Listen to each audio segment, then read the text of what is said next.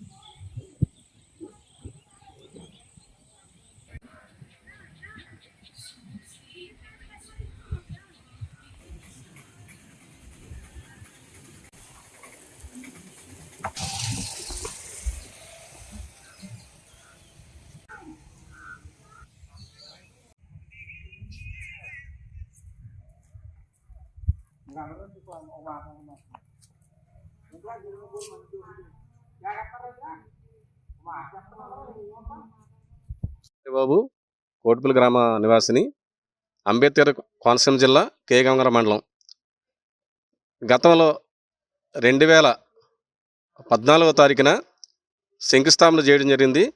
జొన్నాల to Yanam నదీ పరివాహక ప్రాంతంగా ఈ యొక్క పర్యాటక కేంద్రంగా రూపుదిద్దడానికి, పర్యాటక హబ్గా ఆహ్లాదంగా ఉండడానికి, అలాగే శైవక్షేత్రమైన కోటిపల్లి శ్రీ సాయ సోమేశ్వర స్వామి వారు కూడా ప్రసిద్ధి చెందిన శైవక్షేత్రం కూడా ఉంది. కాబట్టి యాత్రికులు, విహారయాత్రికులు అనేక ప్రాంతాల నుంచి అందరూ కూడా బస చేయడానికి, ఇక్కడ విశ్రాంతి తీసుకోవడానికి పర్యాటక బిల్డింగు అప్పట్లో పర్యాటక శాఖ మంత్రుల వారు చిరంజీవి గారు ఈ యొక్క బిల్డింగ్కి 3 కోట్ల రూపాయలు మరియు నదీ పరివాహక ప్రాంతాన్ని వచ్చిన యాత్రికులు విశ్రాంతి తీసుకోవడానికి, కూర్చోవడానికి, ఆహ్లాదం ఉండడానికి అది ఒక 2 కోట్లు, మొత్తం 5 కోట్ల రూపాయలని ఈ యొక్క బిల్డింగ్కి పర్యాటక కేంద్రంగా ఇవ్వటం జరిగింది.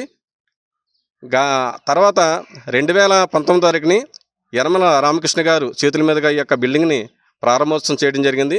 అప్పటి నుంచి కూడా ఈ యొక్క బిల్డింగ్ విషయంలో కానీ, పర్యాటక హబ్ రూపుదిద్దడం కానీ, ప్రభుత్వాలు గతం నుంచి ఎన్నో ప్రభుత్వాలు మారినాయి కానీ ఏ ప్రభుత్వం కూడా ఎటువంటి చర్యలు తీసుకోవడం కానీ, ఈ యొక్క బిల్డింగ్ని అభివృద్ధి పదంలో నడిపించడానికి కానీ ప్రభుత్వాలు ఏ ప్రభుత్వం కూడా పట్టించుకోలేదు.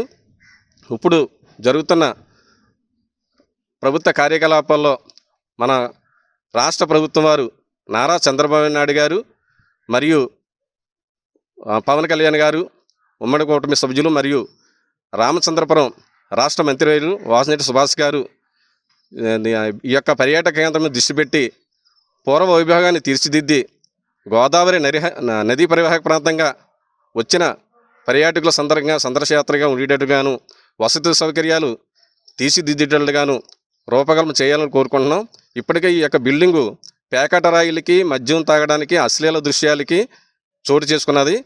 పూర్తిగా ఈ బిల్డింగు సర్వనాశనం అయిపోయింది.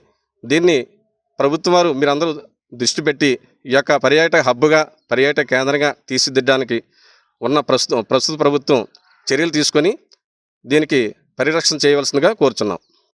నా పేరు పంతాడి రమేష్ వర్మ, కోటిపల్లి గ్రామ నివాసిని. రాజమండ్రి నుంచి యానం వరకు ఏటుగట్టు పరిసర ప్రాంతాలు చూసుకున్నట్లయితే రాజమండ్రి మన చుట్టుపక్కల ప్రాంతాల్లో పుష్కరాల రేవుకి ఎంతో ప్రసిద్ధిగాంచినటువంటి పుణ్యక్షేత్రం. అంతటి ప్రసిద్ధి పుణ్యక్షేత్ర పరంగా చూసుకున్న ఆధ్యాత్మికంగా ఆహ్లాదాన్ని పంచేటటువంటి రాజమండ్రి తర్వాత స్థానం ఏదైనా ఉందంటే అది కోటిపల్లి గ్రామానికే సొంతం. అటువంటి కోటిపల్లి గ్రామానికి 2014,